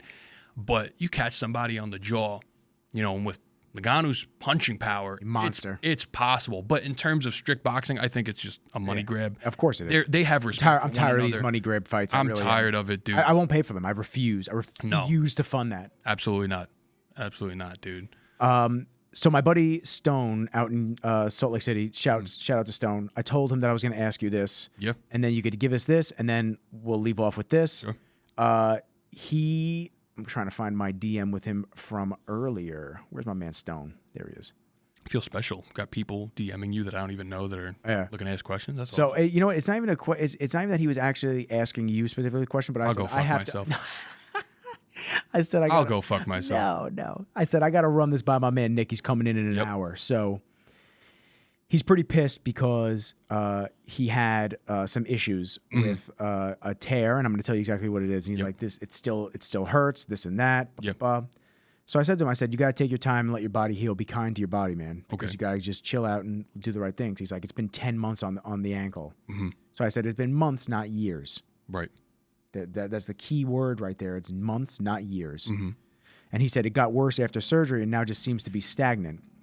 So I said, get some therapy done, do this and that. And I said, what was the full injury? So he says, I'm trying to stay positive, but I go to PT, which I pay out of pocket for it. He says, and she does dry needling, cupping, scraping. He said, it doesn't really get better. He goes, I had 2 tears and a lateral processed talar fracture. Yeah. Is that a thing? Yeah. Talar? Okay. Talar. Okay. Depends. Never heard potato, of it before. potato.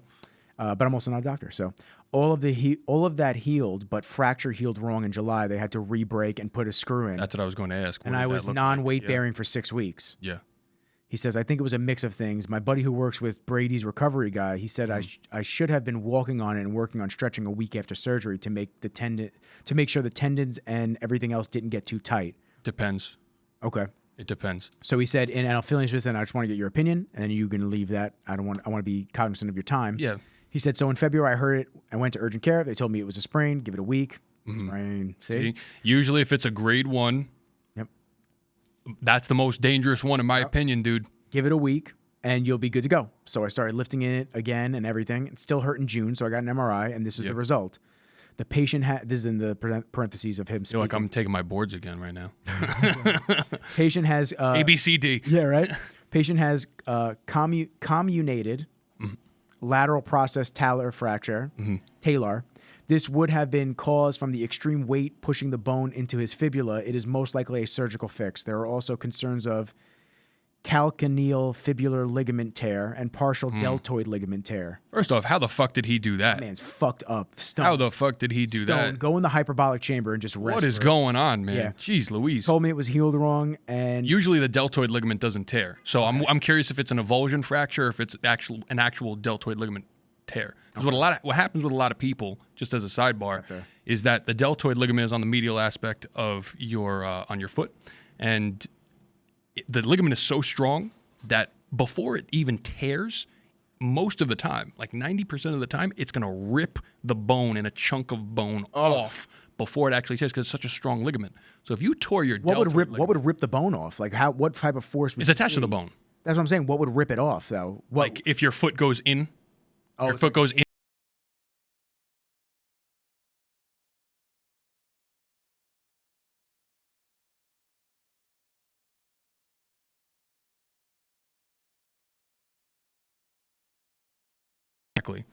There's a lot of different things that play into a factor when it comes to recovery. The surgeon knows best on what they did in the foot and what they saw. Yeah, he said he can't have, and I'm going to cut you off real quick. I'm going to let you, this last piece. Yeah. And he said, I can't do a body weight squat without pain.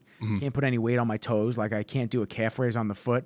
And I can't stand on, I can't stand on one foot and balance without holding on to something. Okay. So that's rough. I mean, first and foremost, I would need to know the mechanism of injury, and there's a whole, assessment base that goes into creating a differential diagnosis on how to create a effective plan of care. So I don't want to do a disservice to that and give a cookie cutter answer, but based off of the information that you're giving me, there's a lot of different components, and as doctors of physical therapy, we do have to work with the surgeon and understand, like, hey, listen, you saw what's going on in there. You saw what is happening, and you have to stick with. Most of the time, you have to stick with the recovery timetable and what the surgeon suggests and their post-operative recommendation.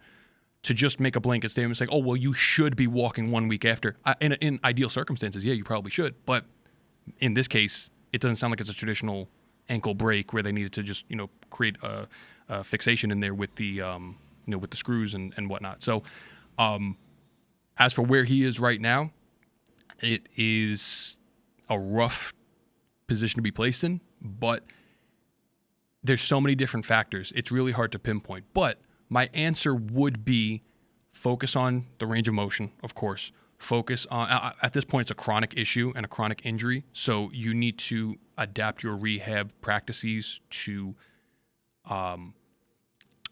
work within a chronic scope of practice of immobility. One of the risks that you run with prolonged immobility is that of joint contracture, which means, like, let's say if I break my wrist and I keep it in this position, like immobilized for a long time, I'm going to be stuck like this. This is my range of motion, because now there's calcification of the joint and ossification of the other smaller joints within, or the relationship within the muscles that would afford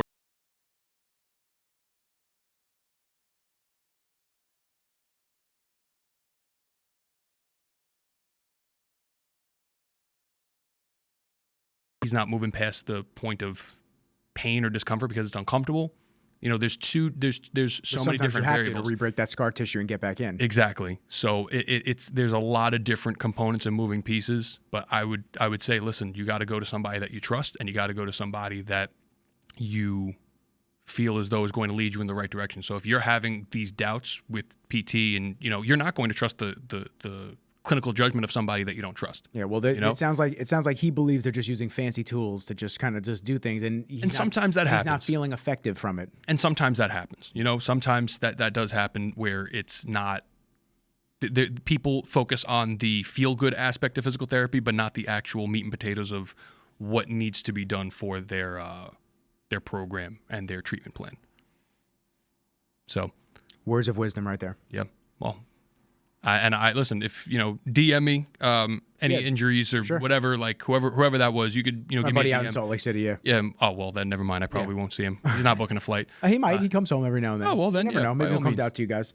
Yeah. All right. So give me what you want to leave on, and then I want to get you out of here so you can go work for Scott for free. So the last thing that I wanted to say, with respect to everything that we spoke about, a quote, a very famous quote in the philosophy that is Zen Buddhism, and you'll see it on my Instagram all the time, is chop wood, carry water. But that quote is actually a little bit longer. Before enlightenment, chop wood, carry water. After enlightenment, chop wood, carry water. Meaning the journey of self-discovery and the journey of doing what needs to be done for ourselves in mind, body, spirit, and tribe. Doesn't matter where you are. It's a continuous process. You might think that you're finished and you've reached this point of enlightenment, but you haven't. Life is an everlasting growth. It is an ever-changing evolution. And throughout our time that we have on this earth, continue to chop wood and carry water. I love that. And I love you, bro.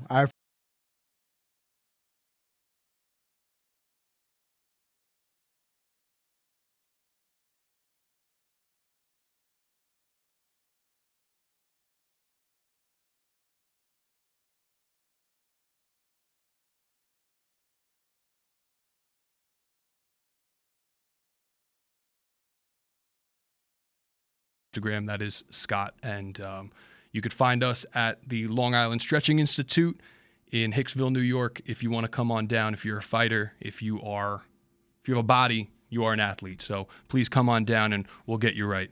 That's my man. And on that note, I appreciate everybody for hanging with us, fucking with us. Episode 69. Please continue to share the show. If you guys can give us a rating on any of the audio platforms, subscribe on YouTube. All of these things help the show to continue, for me to do this and get amazing guests like Nick to come down and hang out with me. So on that note, I'll be back. Without question. We could talk for hours. On that note, episode 69 with Nick comes to a close. Peace.